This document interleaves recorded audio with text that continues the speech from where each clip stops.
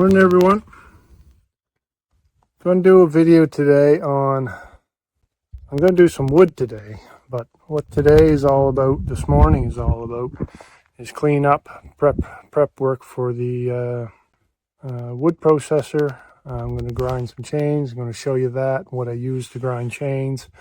Top up all the fluids and get ready for the day. It's late in the day or morning now. It's like 11:30 in the day now. It's supposed to be 30 degrees, going to be hot. So I spent probably an hour and a half this morning when it was cooler, before 10 o'clock this morning, hauling a bunch of wood home for the day. Got a bunch of wood home that'll last all day today, so I don't have to make trips back and forth. Show you that. Here's all the wood I've hauled home. I got a trailer load sitting right here, the cord sitting here. Cord sitting on the trailer.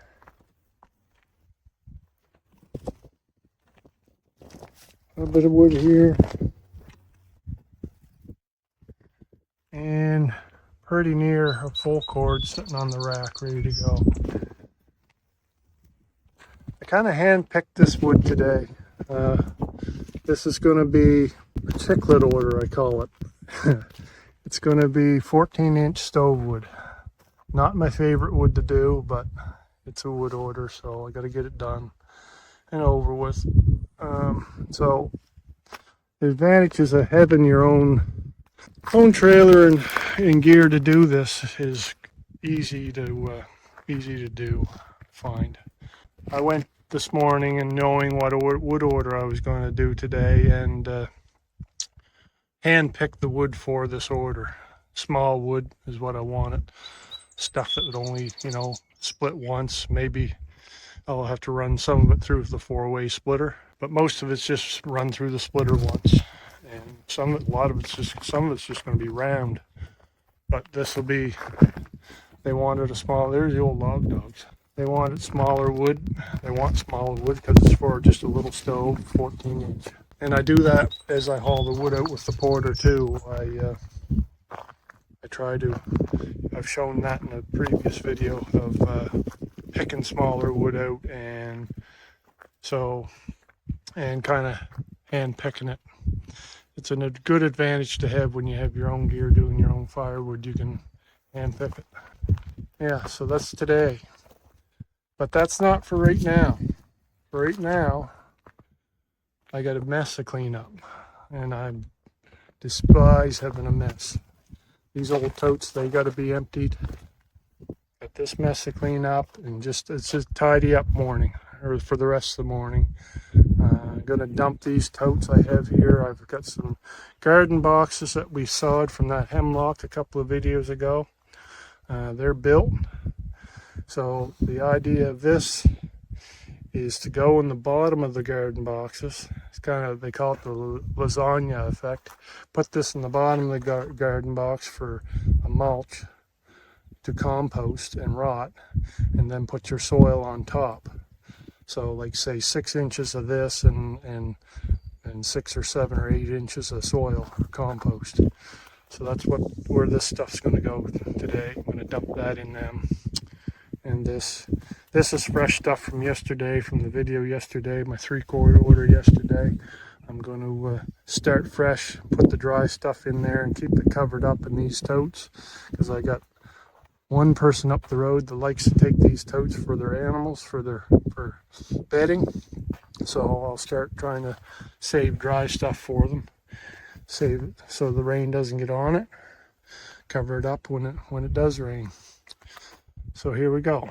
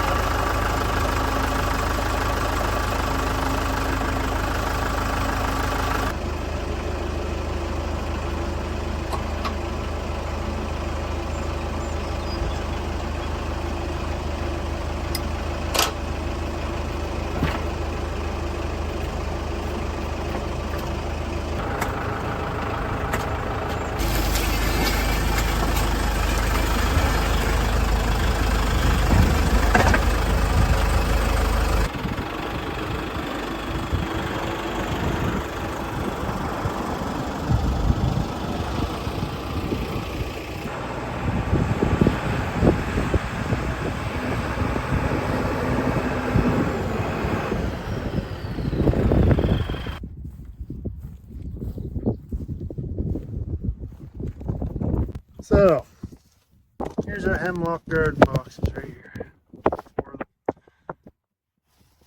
Just gonna fill that up with this old sawdust, get rid of it, and it'll make good compost. So here we go. I think I'm gonna try to dump it in. I'm not sure. We'll try. Maybe get some of it down. Show some of it, dump the rest.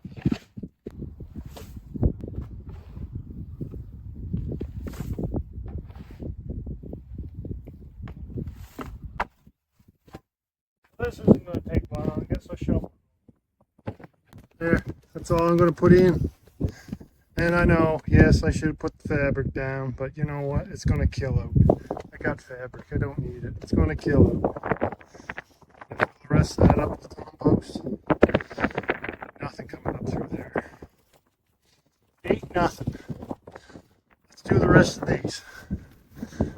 Only in fast forward because who wants to watch a guy shovel all day?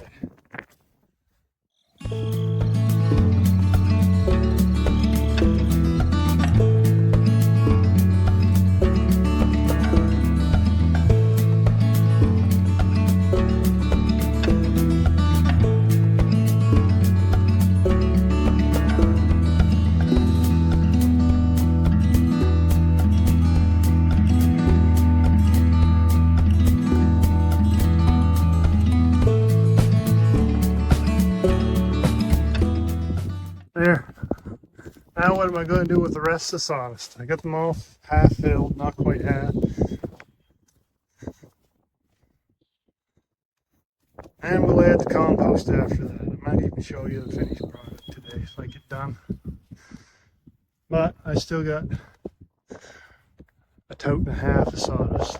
So I got a tote and a half of sawdust left. I guess I'll have to take that up to my spot where I dump all my compost, or all my sawdust, not compost, sorry. Alright, loading us the rest of it in the back of the trailer, hauling it out of here.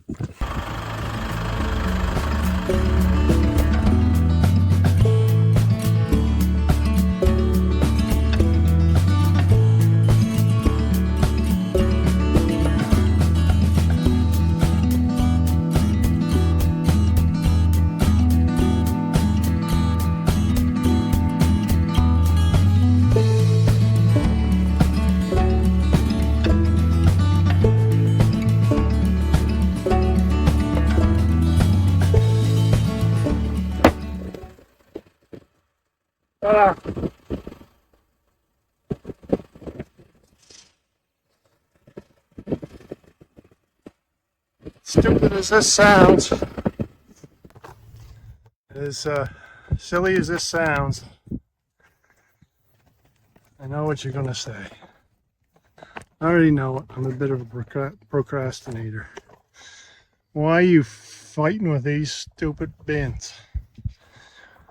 I'll show you what I got that I haven't got set up yet. And it's coming soon because I'm realized that was a lot of energy wasted. I got one of these that needs some welding. It's in two pieces right now. I'll shove the forks in underneath this apparatus and it dumps by itself without tilting the bucket, without anything. I will get that set up one of these days. But for now, I'm going to load bins again because people want them.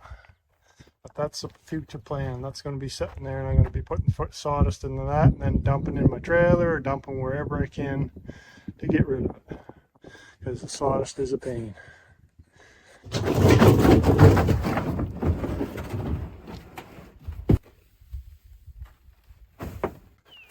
So this sawdust is going to be the good sawdust. This is going to be the sawdust that I'm going to save for the people with their animals.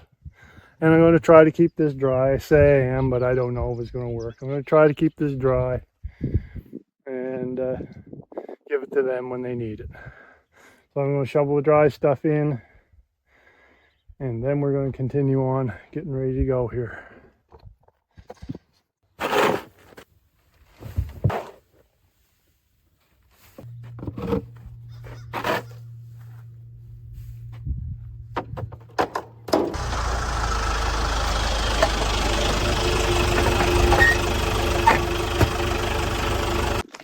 These got to be the most things to handle. No grips, there's no nothing to them. They just slip and slide. So I'm going to use one for, I decided I'm going to use one for the residue that I can't give away for sawdust. And this is going to be this one, and that one's going to be for the sawdust. So I'm going to shovel up the rest of the bark and the wood residue into that one.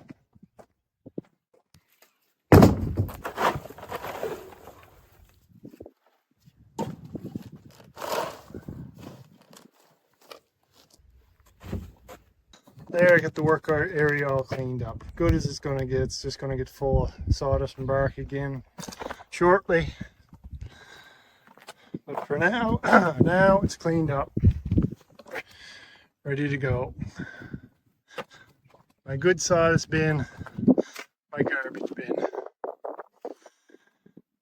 And what I would like to know, what is everybody else using for all your sawdust and your bark and all your garbage?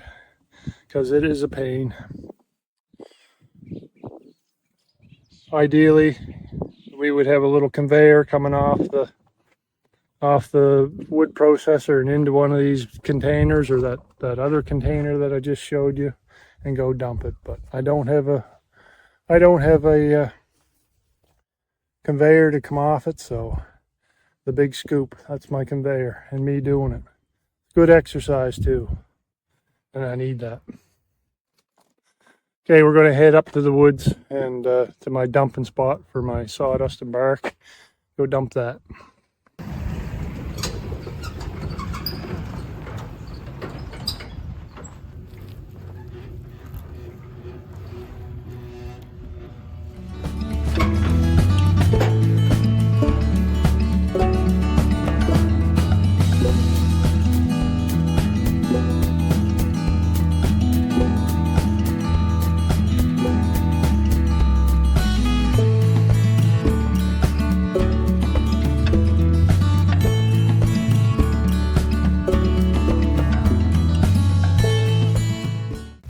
Alright, here's what I do with it all. Push it up into the land. I'm just on a landing here, back in our land here. This is where the trucks turn off the woods road. Here's the woods road. Here's the log dog. Millie log dog. Yeah, so just dump it. Push it up with the tractor when I get a chance. I usually just dump it here all summer. You can actually see where it's all mud right here. I had this whole area for last year covered in sawdust and bark and whatnot, and then I just came up with the tractor and pushed it up into that big pile back there. Okay, back to the wood yard.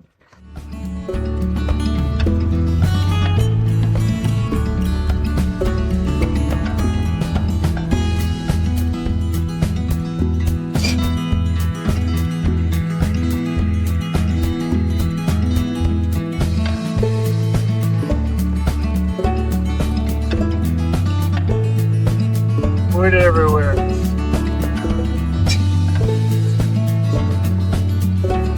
Hello, there's little TJ.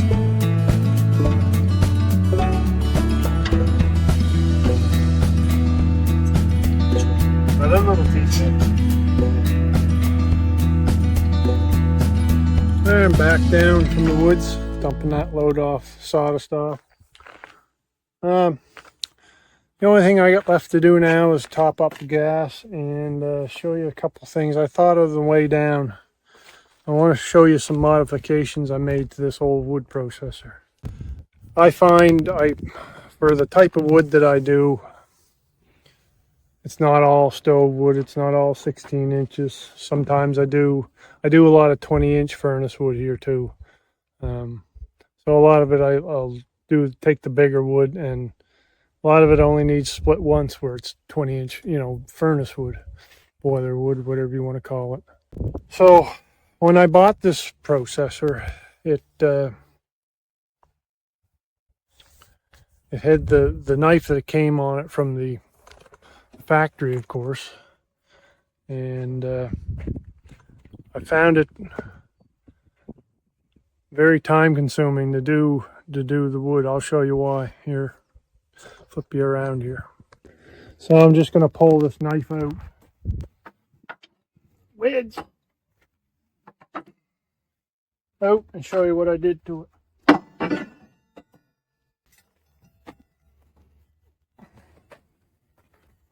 Maybe you can see this or not. Try to make it clear. So this is my wedge, 4-way wedge. You can see this weld going down here.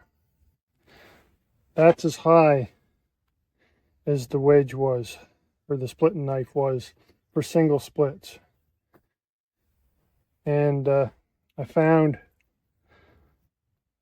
the stick would push it through, of course, and split it, but the larger sticks, it only would do part of the stick. You'd have to open up, flip around, and resplit. And it was way too time consuming. So I took and I welded another piece on the same thickness. And for my single splits, my larger splits, I've got about 12 inches there for the single split side before I even lift for the 4-way splitter. And that saved me so much time. But after I did that, I'll show you another thing I did. After I did that, I see a lot of wood splitters and I see a lot of wood processors. Everything seems to have a nice piece of support in behind it to hold it. Well, I see a lot of the Eastman made products have this here. So I kind of copied it a little bit. And this is to support the back of the knife. Where I added so much onto it, I knew it was going to want to tip back on me more. So I added this piece of metal on behind it, welded it in solid. Down below here, sticks down below here a little bit, welded it in solid. And the knife, the wedge goes down in here, of course, so it's behind it. I'll slide that back in and I'll show you again.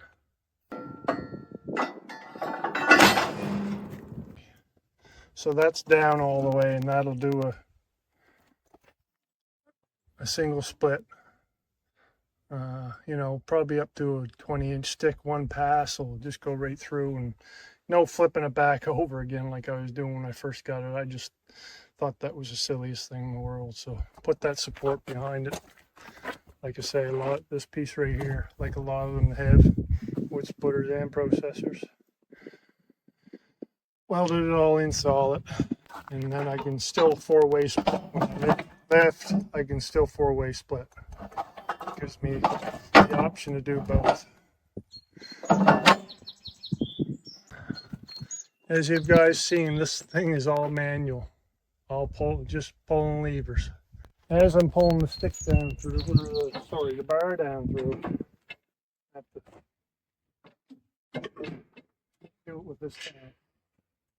As I'm pulling the bar down through, I'm not long noticing when I have a dull chain, because it's all manual. I'm pulling this down through. When I got to pull, you put both hands on it to pull it down through. It's time to file this puppy, or grind it in my case.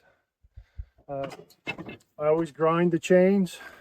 I always grind them. I have a grinder for grinding. When I used to have a harvester back in the day, we used to have to grind all the chains. I have a bar straightener all set up on the table. I'll show you that in a minute. But like harvester chains, these chains get so hot that a file won't touch them.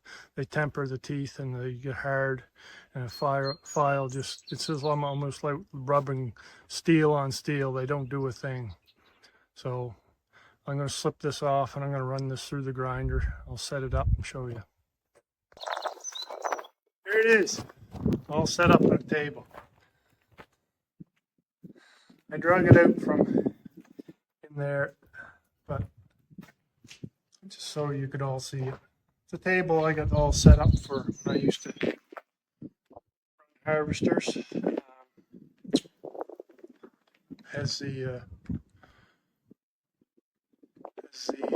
grinder,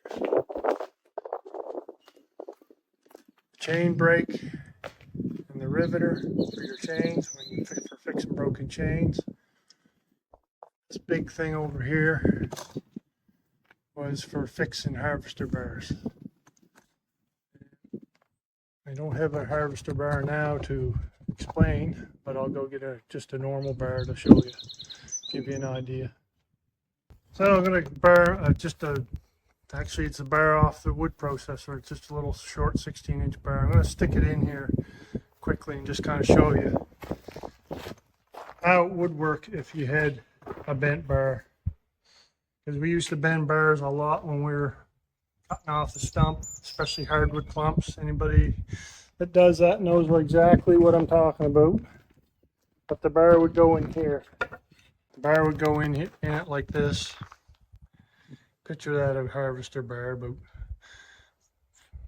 32 inches long instead of just a little 16-inch bar like this.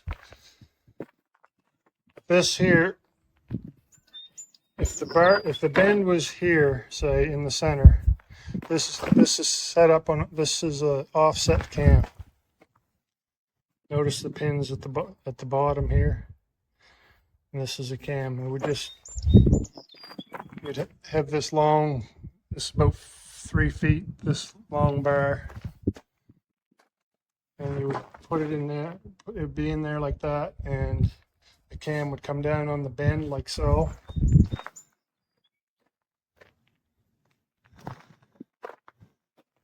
And you had about 3 or 3.5 feet here to push her down, squeeze it down between these two pins here. And you usually had to take it past half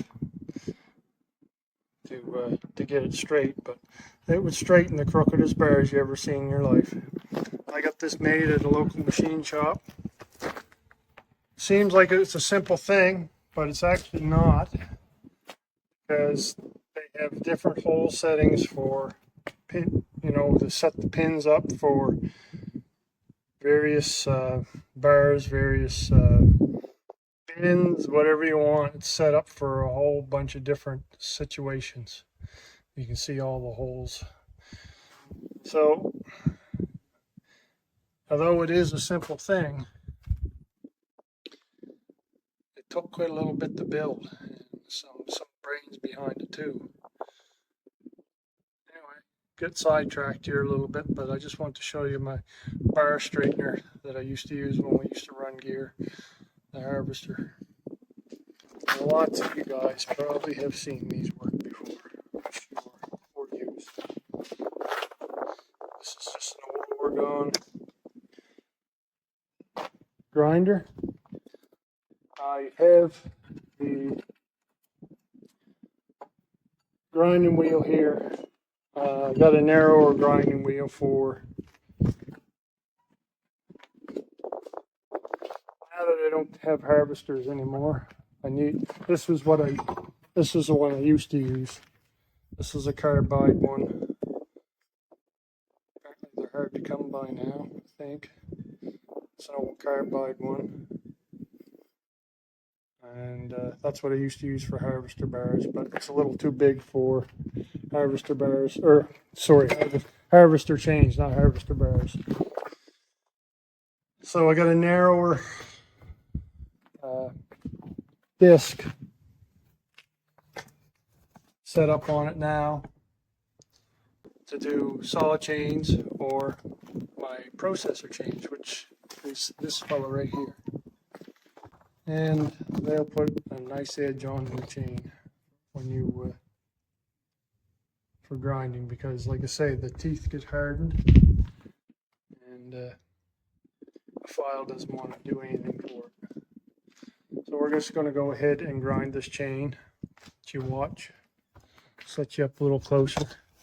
I'll show you the finished product. I'll show you some of the bad teeth too. Chain flew off of me yesterday. Took some of the corners right off. That one's totally broke right off. Anyway, there's a whole bunch like that. As you know, when chains fly off, that's what happens.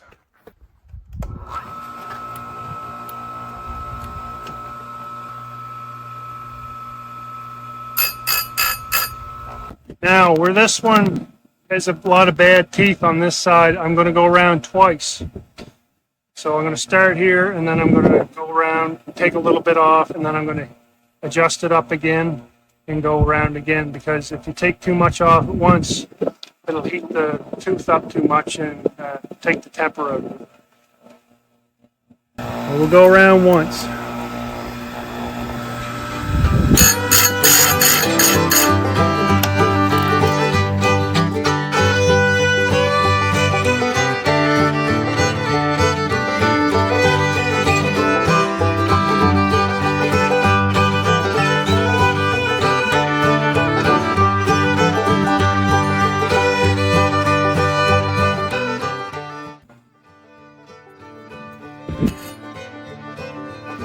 It's a real bad one there. Okay, I'm all the way around, so what I'm going to do is adjust it up by using this screw. Snap this off, give it another turn, go around the whole side again.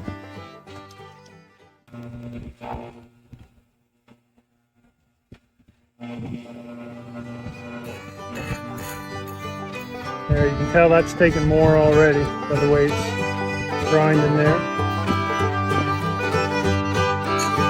Touching it like that, not getting it too hot.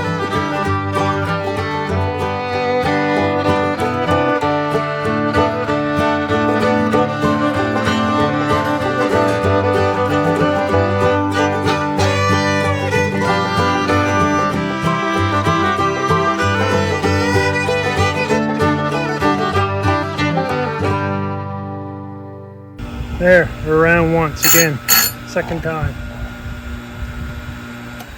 So to flip to the other side, leave the chain in the way it is, loosen this off,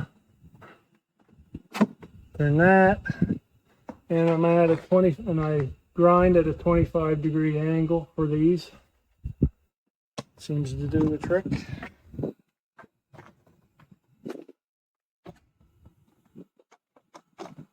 I'll go around this side.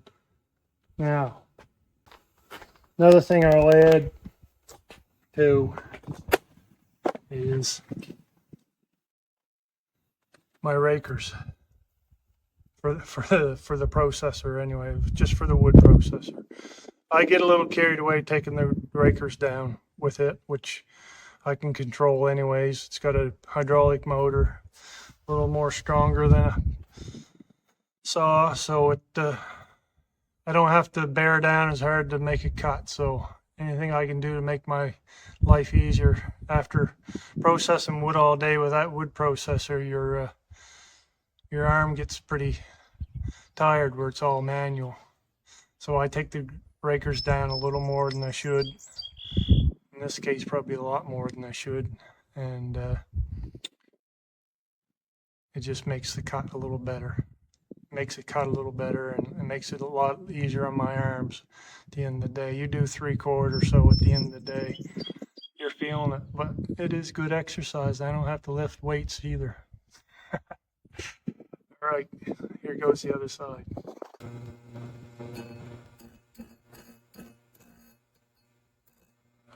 That's a real bad one. This chain's about done, but as you guys have seen from other videos, I like to use my chains up. This chain here, I'm not, no word of a lie, it was brand new last season. Last season I did upwards of 100 cord with it. this one chain. And I'm already into this season with it. So if you look after them, make them cut when they're cutting, when they're using them.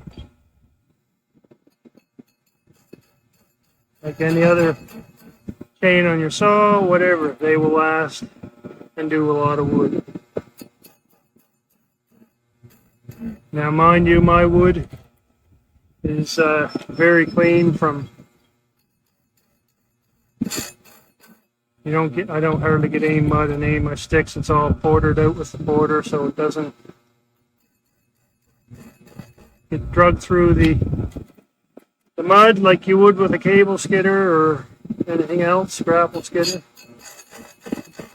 It's high and dry, it's cut in the woods and loaded on the porter and out to the roadside. There, I'm already around that side.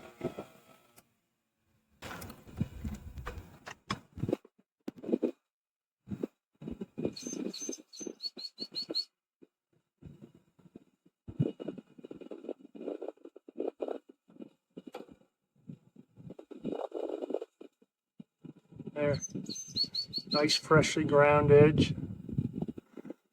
Down in the gullet, good. That chain's, look at it. That's how bad it is. It's probably over half gone. Now, this is what you don't want. But see that black on the edge of the tooth? That's what you don't want. So I got the tooth too hot. I took too much off at once.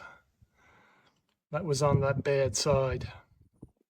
All the chip marks on it, or all the chips out of the teeth. I was being too aggressive and taking too much. So that heats the tooth up right there too much. And it kind of takes the temper out of the edge. But it'll still cut pretty good. And like I say, this chain's pretty well done.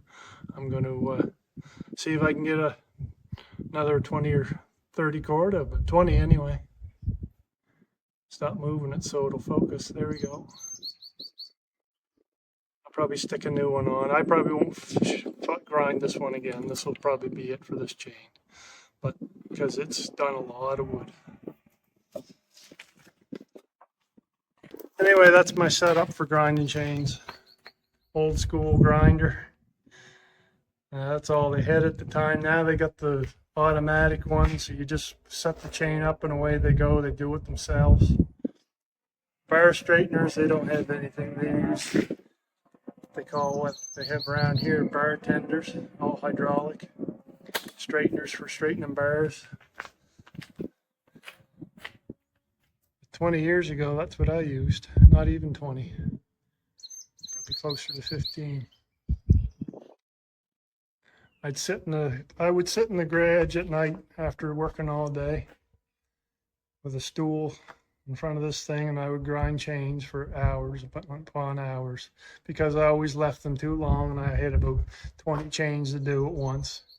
And I'd be down and out of chains, and I'd have to come in after working all day and go out to the garage and sit there and grind chains for a couple hours.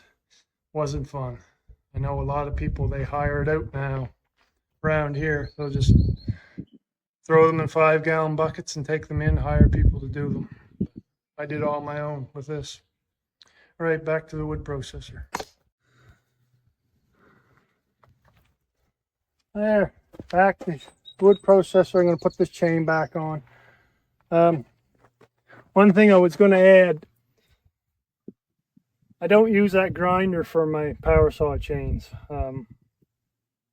Obviously, I'd much rather use a file, and I feel like I can get a better edge with a file. What I do use it for when I do have to do power saw chains is I get some people coming in wanting their chains sharpened, and they're in bad shape, rough shape sometimes. A half an hour filing probably wouldn't bring them back. So I'll stick them in that grinder and get them all straightened out with that. And maybe give them a light filing after that to give them nice sharp edge. But I don't use that for my chainsaws at all, or chainsaw chains at all.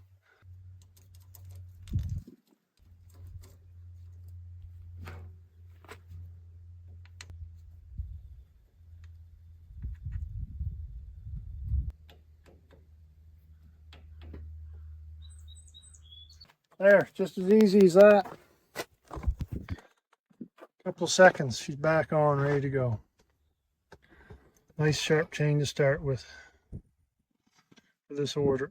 And the last thing I'm going to do here before we start processing wood is I got to move the bumper the wood goes up against to 14-inch wood. I was cutting 20-inch wood before, now I got to slide back to 14. So just a matter of loosening off a couple of bolts here. Again, all manual. Oh, that's tighten. Let's go loosey.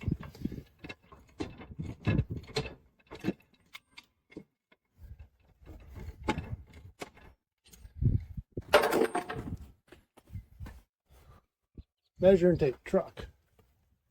Back with the measuring tape. Okay. I usually leave my measuring tape right here, but I had it for something else. That's hitting 20 inches, so I got to go back 14. Sliding it back. Measure from the bar to the bumper. 15. 14. There, measuring 14 inches. Snug the two bolts up over here again.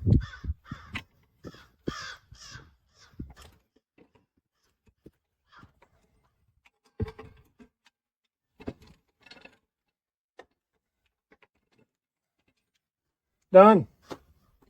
And what I'll do, the first couple of sticks, just to be sure, I'll measure them to make sure they're bang on 14. And that's it.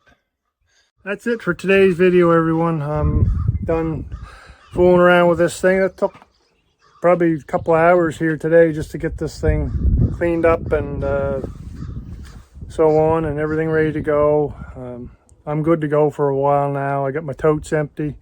I got all the mess cleaned up, so probably another 20 cord or so I'll have to do the same again, but it has to be done or you're just tripping over a mess all the time.